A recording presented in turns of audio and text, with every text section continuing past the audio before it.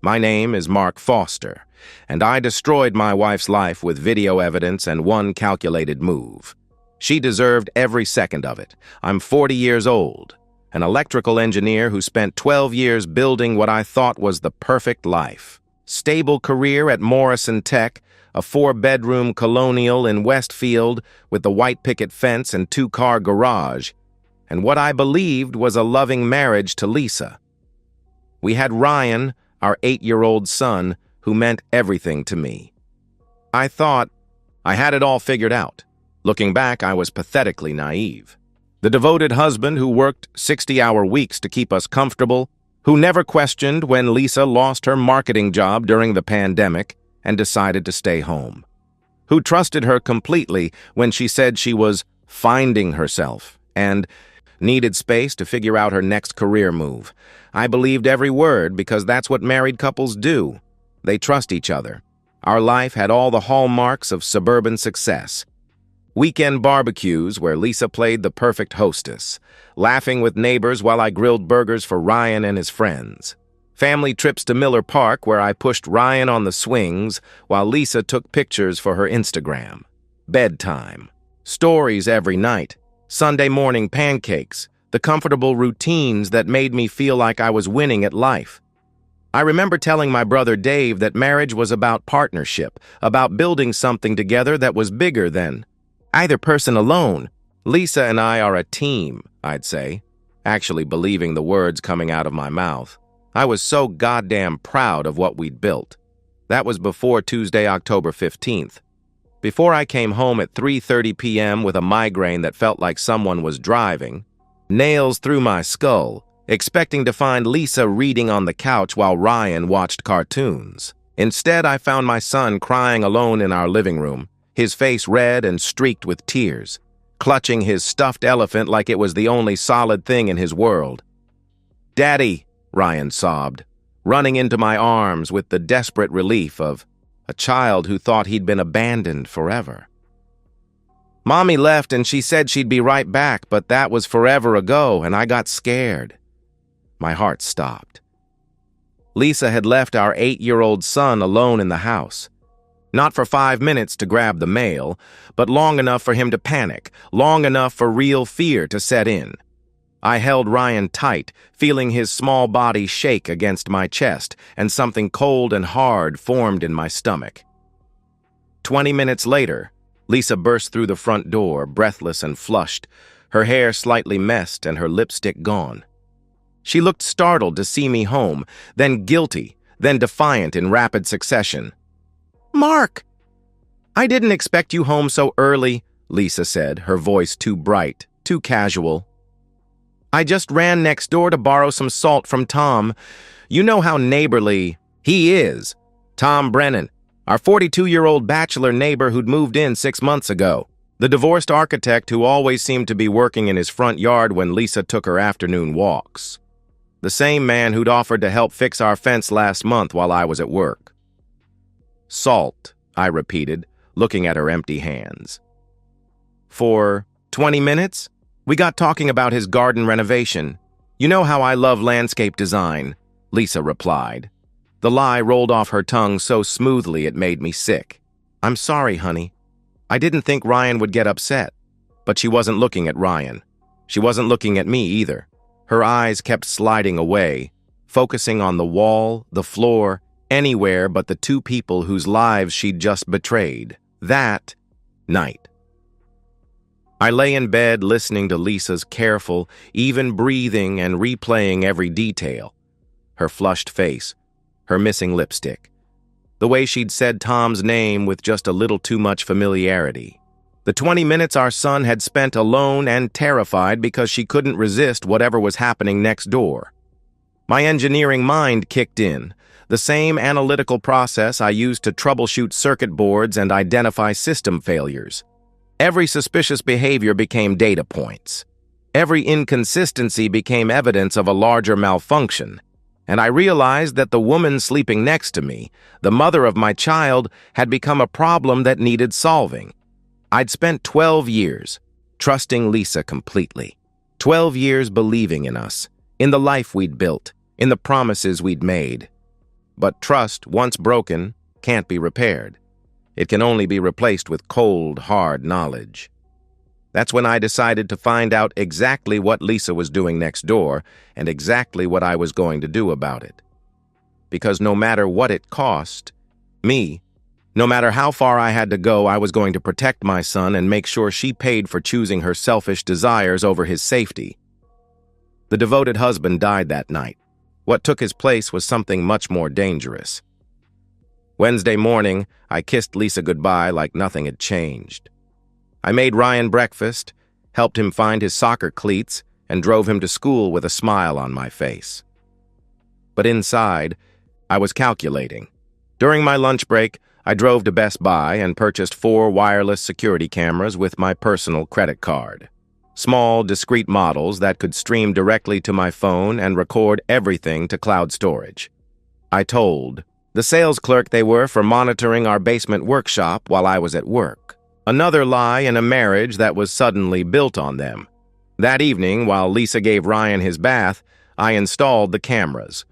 One in the living room with a clear view of the front door. One in the kitchen overlooking our backyard and Tom's house. One in the hallway that captured anyone coming or going upstairs. And one in our bedroom positioned to see both the bed and the bathroom door. My hands shook as I mounted that last camera. Part of me hoped I was wrong, that my suspicious engineer's mind was seeing patterns that didn't exist.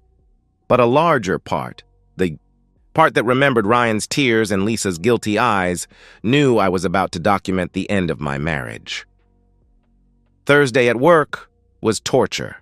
I sat through 2 meetings and reviewed 3 project proposals, but my mind was on those cameras. Every notification from my phone made my heart race.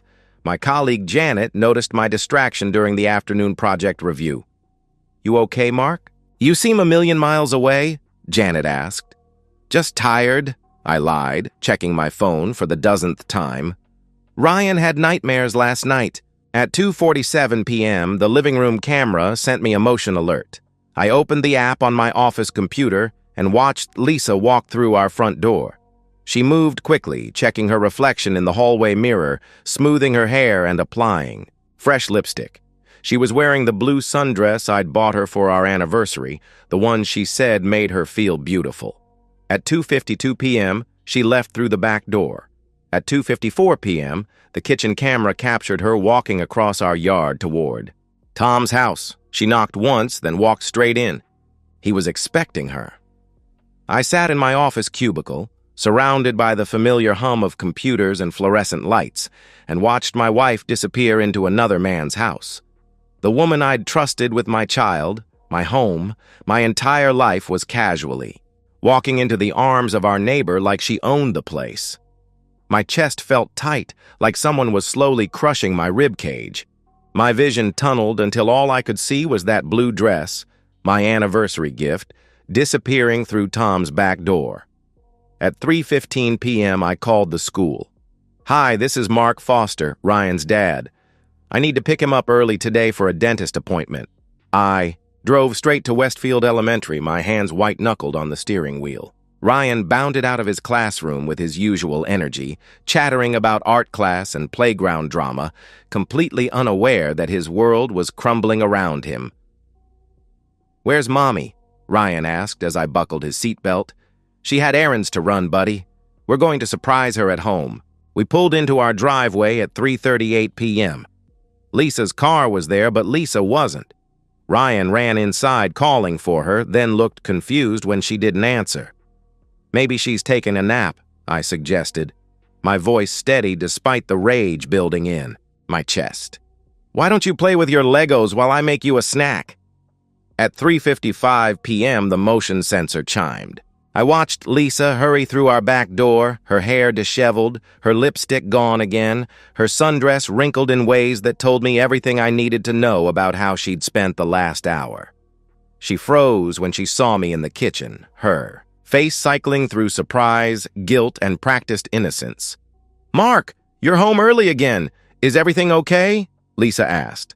"Migraine's back," I said calmly, watching her scramble for an explanation she'd never need to give. "Where were you?" I was... Lisa glanced toward the backyard, then back at me. Taking a walk. I needed some air.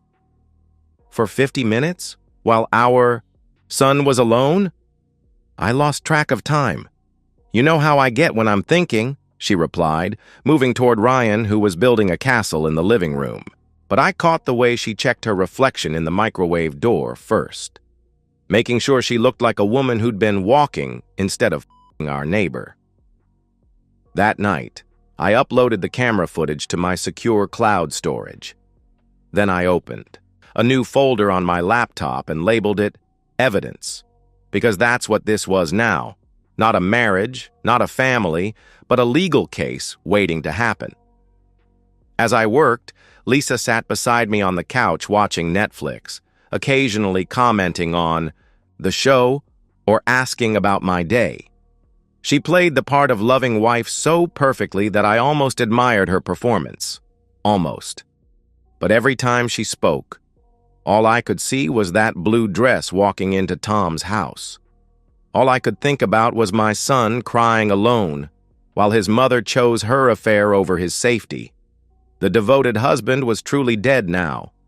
What remained was a man with evidence, a plan, and nothing left to lose. Friday afternoon, I left work at 2:30 p.m. without telling anyone where I was going. The drive home felt like descending into hell, my hands steady on the wheel while my mind replayed 2 days of surveillance footage. Lisa entering Tom's house, Lisa leaving with her clothes wrinkled and her hair mussed, my son alone and frightened while his mother got her needs met 20 yards away. I pulled into our driveway and checked the camera feed on my phone. Lisa's car was gone. I knew exactly where she was. The walk to Tom's house took less than 30 seconds. 30 seconds to cross from the life I'd built to the place where it had died. His privacy fence was expensive cedar, nearly 6 feet tall, with a locked gate that was supposed to keep neighbors out. I tested the latch once, then put my shoulder into it. The gate exploded inward with a crack that split the afternoon quiet. Wood splintered. Metal hinges bent. I felt nothing but cold satisfaction as I walked through the wreckage into Tom's perfectly manicured backyard. Their voices came from the master bedroom on the second floor. Lisa's laugh, breathless and happy, in a way I hadn't heard in months. Tom's lower rumble, intimate and possessive. I climbed his deck stairs 2 at a time, my work boots heavy on the wood. The sliding door was unlocked. Of course it was. Why worry about security when you're someone's wife in broad daylight? I found them in his bed, the king-sized bed he'd probably bought after his divorce, positioned to face the window that overlooked our house. They were naked, wrapped around each other like teenagers, completely lost in their bubble of selfish pleasure. Lisa saw me first. Her face went white, then red, then white again. She grabbed for the sheet, but there was nowhere to hide, no lie big enough to cover this moment. Tom sat up, his mouth opening and closing like a fish, his architect's mind probably calculating how much this was going to cost him. "Mark," Lisa started. "Don't," I said, my voice quiet, controlled, cold as January. "Don't say a f***ing word." Tom had the balls to look indignant. "You can't just break into my house?" I hit him before he finished the sentence. Not a wild swing, but a controlled right cross that put him on the floor next to his bed. The sound of fist meeting jaw was sharp and satisfying. My knuckles split and bled, but the pain felt good, real. "You're in my wife's pussy while my son is alone in our house," I said, standing over him while he held his bleeding nose. "Try to explain to me why you deserve anything less than this." Lisa was crying now, clutching the sheet to her chest, makeup running down her cheeks. "Please, Mark, let me explain." "Explain what? That you left Ryan by himself so you could come here? That you've been doing this for weeks? That everything about our life is a lie?" I pulled out my phone and showed her the screenshot from yesterday's footage. Her walking into Tom's house while our son played alone in our backyard. Her face crumpled. "It's not what you think, it's exactly what I think. You're a cheating who abandoned her own child for a quick. The words felt like acid in my mouth, but they were true. Every syllable was justified by what I'd witnessed, what I'd documented, what I'd endured. Tom tried to sit up, still holding his nose.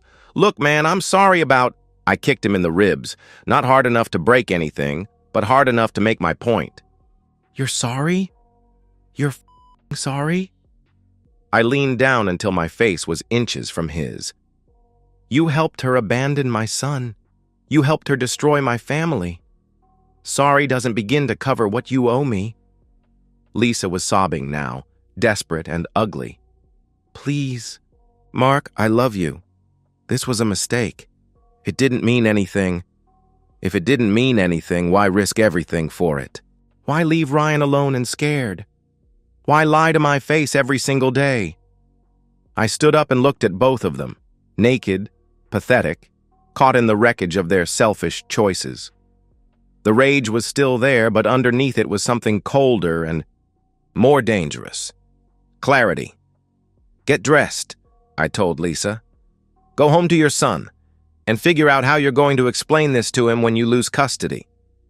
I walked out through Tom's broken gate and across the yard to our house. Ryan was in the living room building with Legos, safe and oblivious. When he saw me, he smiled and ran over for a hug. Daddy, look what I built, Ryan said excitedly. I held my son tight, smelling his shampoo and feeling his small arms around my neck. This was what mattered. This was what I was fighting for. Not the marriage, not the house, not the perfect life I'd imagined. Just this boy who needed a father, who would protect him from a world that included mothers who valued their own pleasure over their children's safety. 20 minutes later, Lisa came through the front door. Her face was swollen from crying, her blue dress wrinkled and stained. She looked at me with something between hope and terror. Mark, we need to talk, Lisa began. No, we don't. I need to protect my son from his mother's choices. You need to find a lawyer. That was the last conversation we had as husband and wife. Everything else would be handled through legal channels, with evidence and documentation and cold, brutal facts. The war was just beginning. The following Monday morning, I took a personal day and met with Richard Chen, the best divorce attorney in the county. His office was downtown in a glass tower, all polished surfaces and law degrees designed to intimidate and reassure in equal measure. I need full custody of my son, I told him, sliding a tablet across his mahogany desk. And I need my wife to lose everything. Richard was 50-something, sharp-eyed, with the kind of predatory smile that cost $300 an hour. He studied my surveillance footage with professional interest, occasionally pausing to make notes. This is very thorough documentation, Richard said finally. How long has this been going on? I discovered it last Tuesday, started recording Wednesday. I have 5 days of footage showing her abandoning Ryan to conduct her affair. I pulled out a manila folder thick with printouts. Financial records showing unexplained charges at restaurants and hotels, cell phone records showing hundreds of texts to Tom Brennan, and witness statements from 3 neighbors who noticed her visiting next door. Richard leaned back in his leather chair, studying me with new respect. Most men in your situation are emotional wrecks. You've built a case. I'm an engineer. When something breaks, I fix it. When something can't be fixed, I replace it, I said, meeting his gaze steadily. Lisa chose to betray our family. I choose to protect my son. We spent 3 hours planning strategy. Richard explained Virginia's custody laws, the weight of adultery evidence, the importance of documenting parental unfitness. He talked about asset division, alimony calculations, the nuclear option of pursuing Tom Brennan for alienation of affection. Your wife's attorney will try to paint you as vindictive, Richard warned. They'll claim you're using the affair to punish her unfairly. Let them try. I have 5 days of video showing her leaving our son alone and afraid while she our neighbor. The jury will see exactly who deserves punishment. By Wednesday of that week, Word was spreading through our neighborhood like wildfire. I'd made sure of that, sharing select details with Kim Martinez from 2 doors down, the biggest gossip in Westfield. Within hours, everyone knew that sweet Lisa Foster had been cheating on her devoted husband with that bachelor next door. The social. Destruction was swift and merciless. Lisa's book club dropped her. The PTA steering committee requested her resignation. Parents at Ryan's school whispered when she came for pickup. Even her own sister called me to apologize for Lisa's behavior. I can't believe she'd risk her family. For that, Sarah said over the phone, you and Ryan deserve so much better. Lisa tried fighting back, of course. She called mutual friends with her version of events, that I was controlling and emotionally distant, that she'd found comfort with Tom because I was never home, that she'd made one mistake, and I was destroying her life over it. But I'd been strategic about that too. I sent key friends the security footage, along with a simple message. This is what Lisa did while Ryan was home alone. Judge for yourself who's telling the truth. The footage was devastating. Watching Lisa abandon our son, seeing her casual, betrayal, hearing Ryan's frightened cries on the audio, it turned every reasonable person in our lives against her. Even her mother stopped taking her calls after seeing the evidence. Thursday of that same week brought Lisa's desperate attempts at negotiation. She came to the house while I was helping Ryan with homework, begging for a private conversation. 5 minutes, Mark. Please. We can work this out, Lisa pleaded. I looked at her standing in our doorway, the woman I'd loved for 12 years, now reduced to a stranger begging for mercy she didn't deserve. Her face was gaunt from stress, her eyes red from crying. She looked broken. Good. There's nothing to work out, Lisa. You made your choice. Now live with the consequences.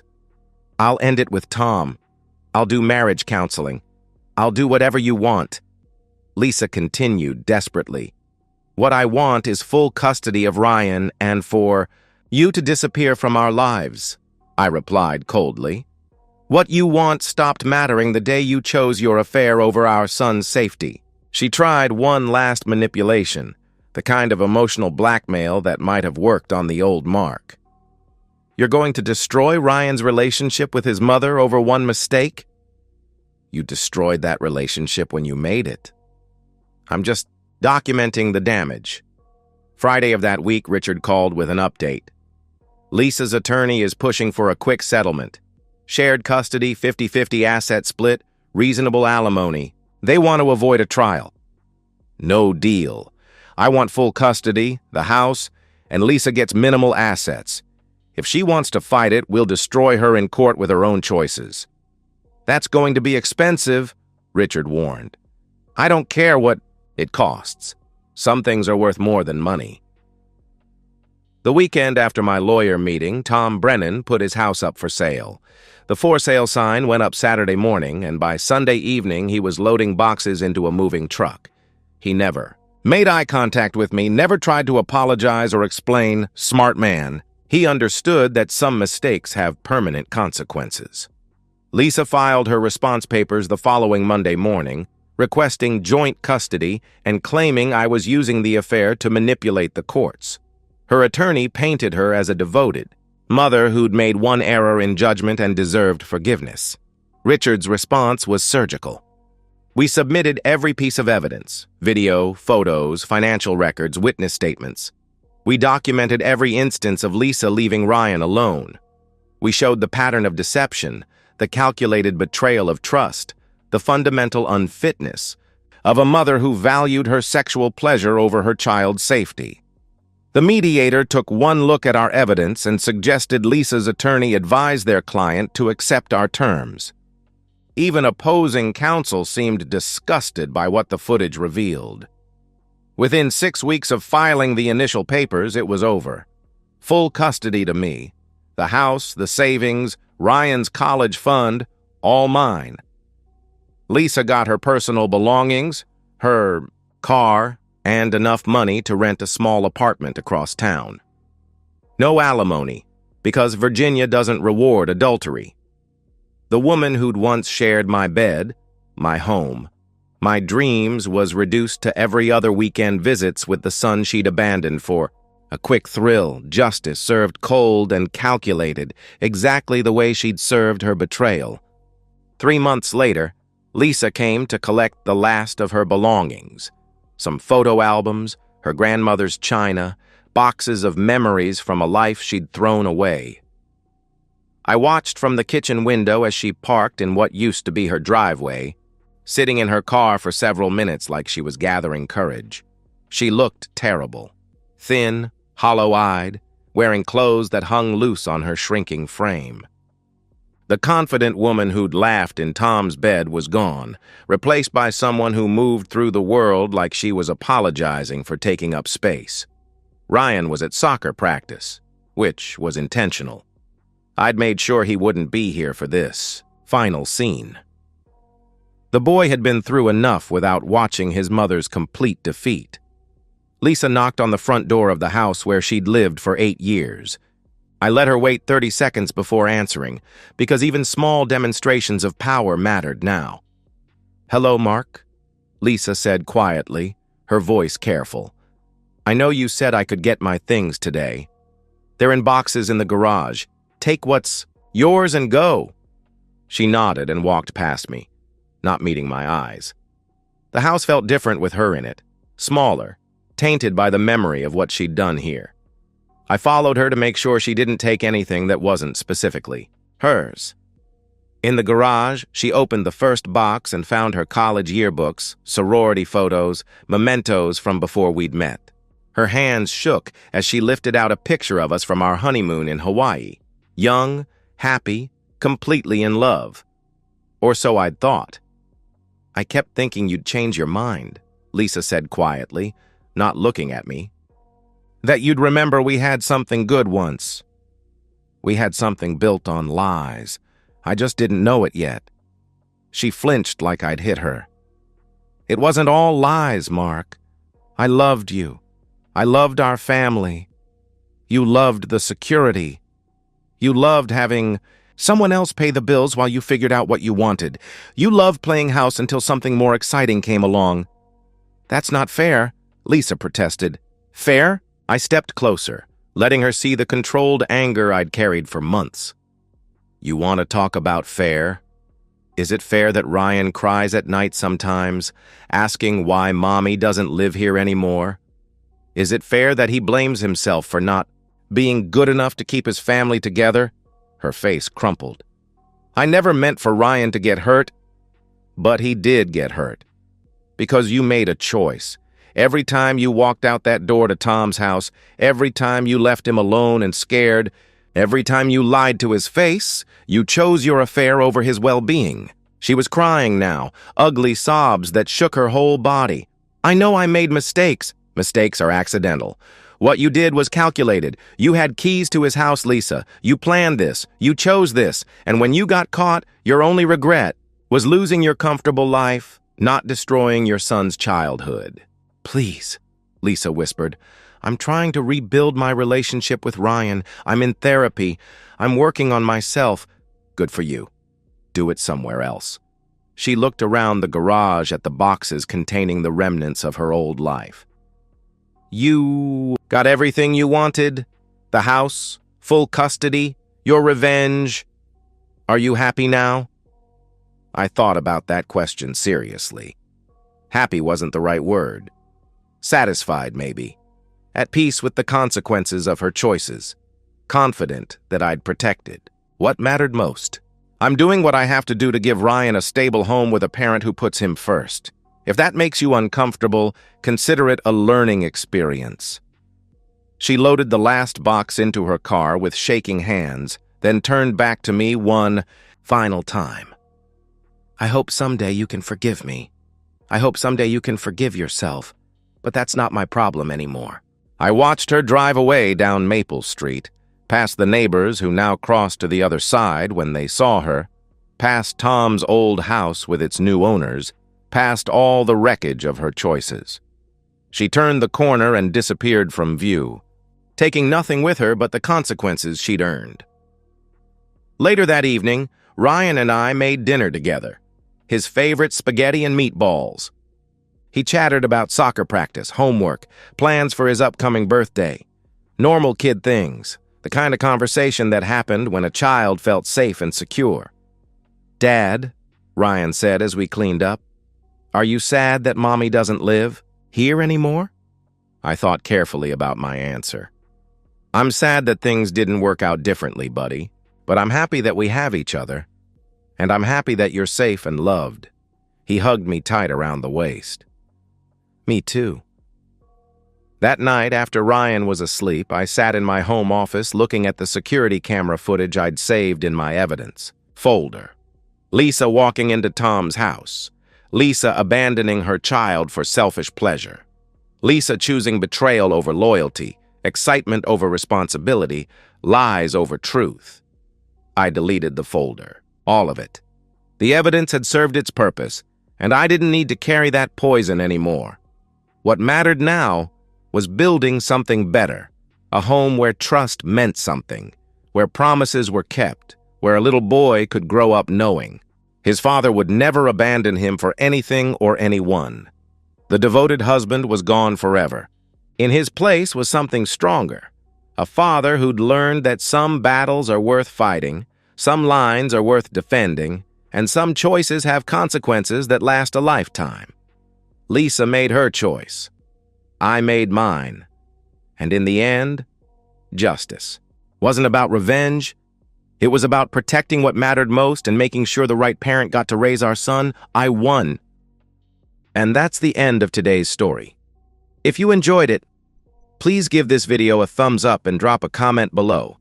Your support helps the algorithm push my content further. If you're new to the channel, don't forget to hit that subscribe button. It really helps me keep creating more stories for you. Thanks for watching, and I'll see you in the next one.